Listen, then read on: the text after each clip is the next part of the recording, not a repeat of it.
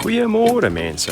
Alright, today's video might be a bit of a labor intensive one, depending on how many people you hire to do it for you, but it's not a complicated one. We're going to sculpt the lawn, and we're going to stick down some lawn dressing, topsoil, sand, whatever you might want to do. If it's going to be sand, make sure it's the right type of sand, the right grade of sand. Anyway, let's just get to this. Alright, so step one is to sculpt your lawn. What I've done here, and you would have seen also if you watched the previous video, is sort of start to prepare. So a little bit of a light mow. About 2 weekends ago I gave it a bit of a harder mow, and last weekend I gave it a harder mow again, and the grass is showing positive results. You can actually see where the dogs are peeing.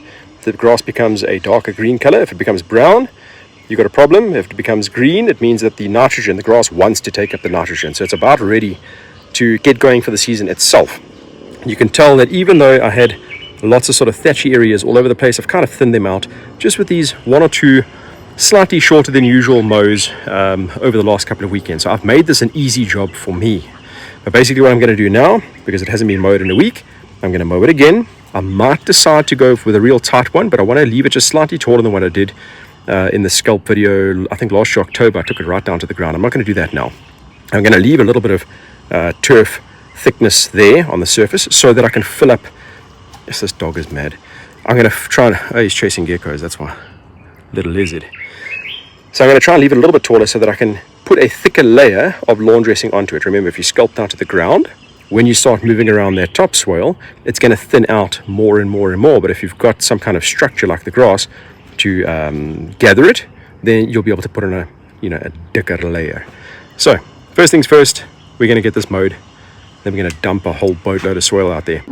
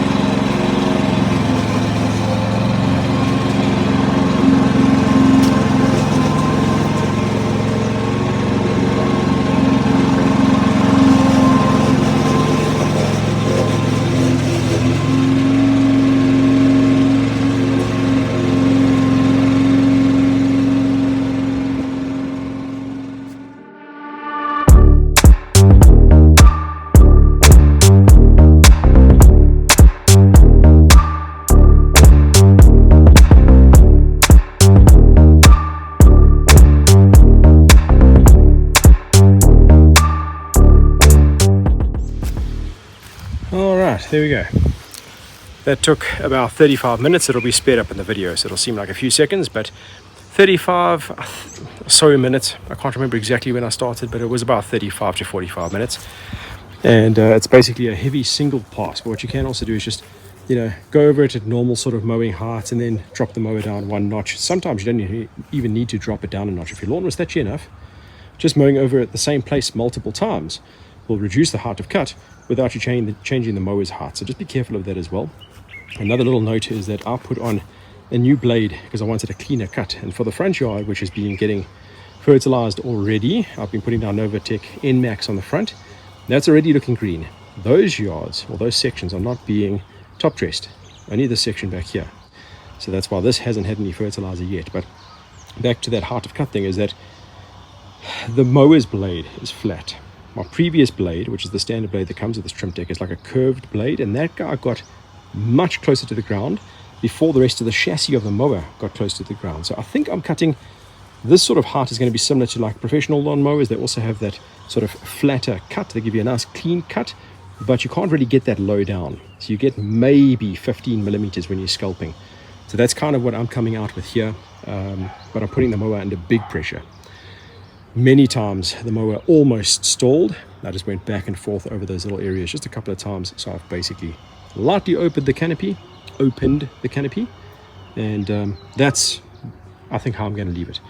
This area down here that's full of leaves, I'm just going to raise the height of cut because this is mostly LM anyway, and then I'm going to do a cleanup mow. But first, I'm going to take a break and have some coffee.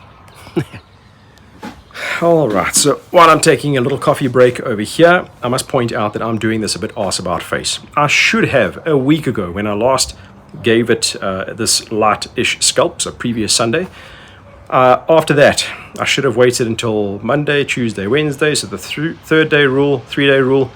I should have, like Wednesday, put down a post-emergent herbicide to take care of the weeds that have already germinated coming out of winter into spring now. Because sometimes, and I'm hoping that'll be the case with me, you can suppress the weed just by covering it with soil and they don't really grow back, and the Kikuyu should usually just dominate in that regard, especially now when you've given it a bit of food along with it. The Kikuyu should help suppress the weed, and remember, you want to make your grass as tough and as strong and as dense as possible so that it can suppress weeds even further, and then you end up using even less product over time. But theoretically speaking, you should have already done a post-emergent control, maybe even a pre-emergent control if you have access to that kind of product. Then wait the required time so the product can actually take into either the weed or the soil. Then you do this, what I've just done now, sculpt, and theoretically it should be slightly lower than this, but for all you beginners out there, basically you just want to open up the canopy so that the soil can actually get in. You don't want the soil sitting on top of existing grass. It must get in there, otherwise it causes a smothering and kind of a rotting effect. So you want to open up the canopy like what I've done now at least, then put down your topsoil. If your topsoil is without some kind of fertilizing complement, mine's got chicken manure in it, then you need to put down a fertilizer like Novatec N Max or a Terra Plus Natura N or something like that. Especially if it's just sand, you're going to have to fertilize. I'm still going to fertilize, maybe not today, but probably next weekend. Beginning of September, roughly, is when you should be putting down your spring fertilizer application anyway. Yeah, that's just 2 cents while I'm taking my coffee break. Next step is to get the soil out there. There is no real easy way of doing this. You can get tools to help you do this, but they're expensive, and in South Africa we don't really have cool stuff like what you see on YouTube all over the place. I'm using my good old spade plus wheelbarrow. I'm pretty sure that everyone with a garden in this country has a lasher spade or shovel and a Sabenza wheelbarrow. I'm 99% certain that those guys must be like billionaires because everybody owns one. Anyway, again, I've gone for 5 cubic meters. I think the last time, last year, I went with 3 cubic meters, but that only really did the back section. So I've gone with 5. We're going to try and do the back nice and thick, and then whatever else I can touch up, I'll touch up. That's just standard lawn dressing from Newland's Garden Sand. They're my favorite suppliers locally. Cheap delivery, good quality product, good price. And all that is sifted topsoil mixed with sifted chicken manure. That's it. So the way that I'm going to approach this thing is, first I'm going to take wheelbarrow loads out and dump them into all the holes directly. That will just get smoothed over that little section. Then I'll go back and evenly spread the rest of the sand until I get the kind of coverage result that I want. But first you start with the holes, you fill them up, and then you do the leveling, smoothing process. Not leveling, it's a smoothing process. Let's just get to that. Ja, hou hom net daar so. En dan gaan papa hierdie, jy moet net vir my afneem as ek die goed nou inskeep. Okay. Ja.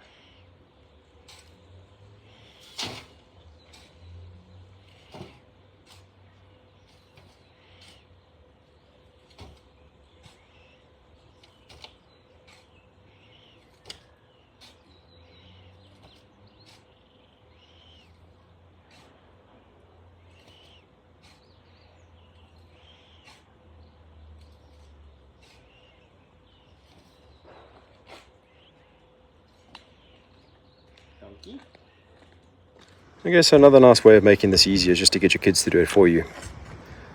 Of course, it's going to take forever. Come on. Faster.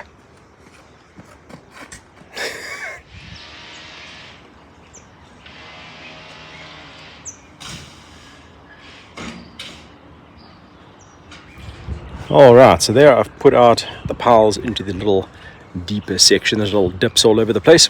And that is so that I can make sure that there's enough topsoil in those dips before we decide to go and smooth out the rest of it. So the next thing we're going to do is just break these mounds down so they're kind of like a flat area, so that when you bring in the rest of the loads of topsoil, you end up compacting these little areas here. So let's just break these down quick. Right, so to break these things down, it doesn't really require much. You can use something like this, just the normal little rake, push the stuff out and kind of break it up like so, but that's going to take a little while. As you can see there, it's difficult. The rake is small, bit of a pain in the backside.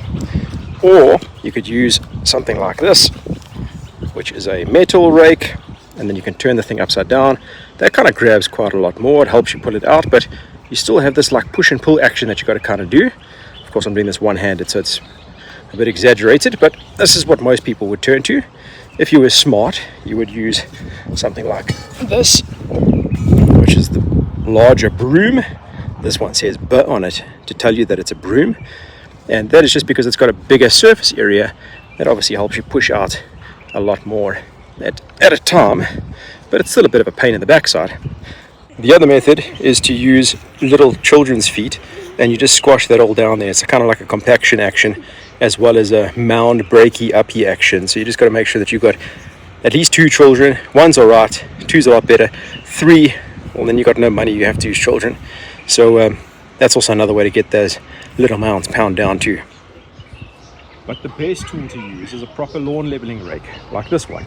So this over here is the Kikuyu Guru lawn leveler, and this guy is a lot easier to use, much longer handle. I kind of push it up against my waist, and then you just push out larger amounts of topsoil or pull. I found the push is a lot better when you get to a mound like that, so that you can get out a much bigger amount in one go. So something like that, you can just break it up, just go back and forth a few more times, and if you've got 2 hands, instead of like trying to hold a camera at the same time as doing this, it'll be even easier. And there you're pushing out much larger quantities in one go. That makes life easy.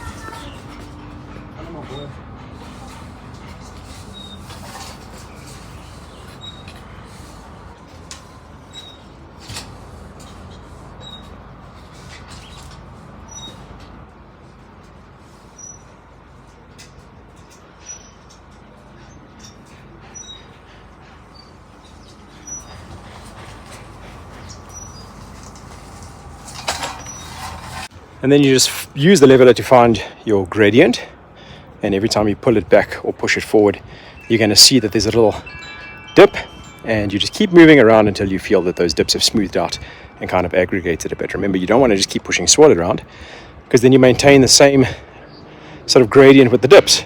Then the dip remains, you've just filled up with soil. So this must go down first, get it all pushed in there, and then you put out the rest and smooth it out nice and neatly.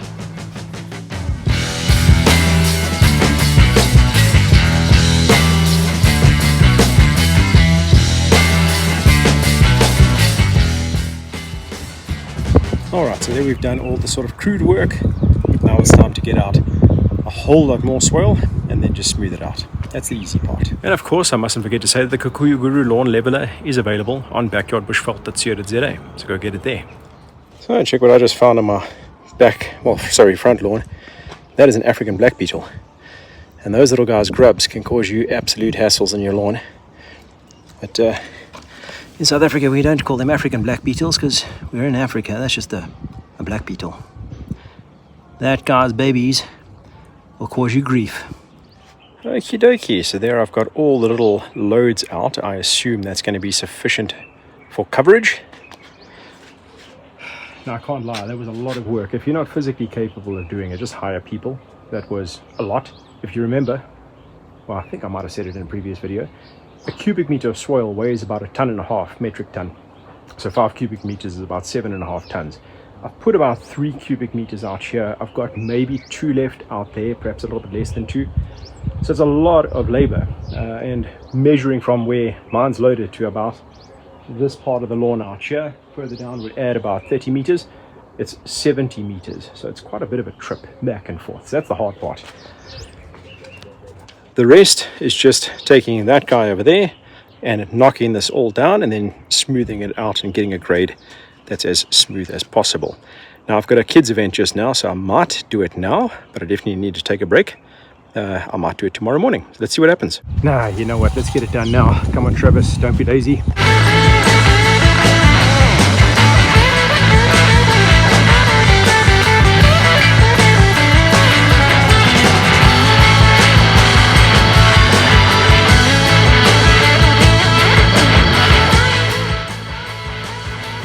Alright, I've been summoned. We'll continue tomorrow. Goeiemorgen mense. Alright, let's get this thing finished up. But look at that. Terrorist Milo has decided to, well, I suppose at least he dug where the old tree stump was. It's not a new hole. I think I'm going to have a few more of those over the next week or so. Anyway, let's just get this thing done.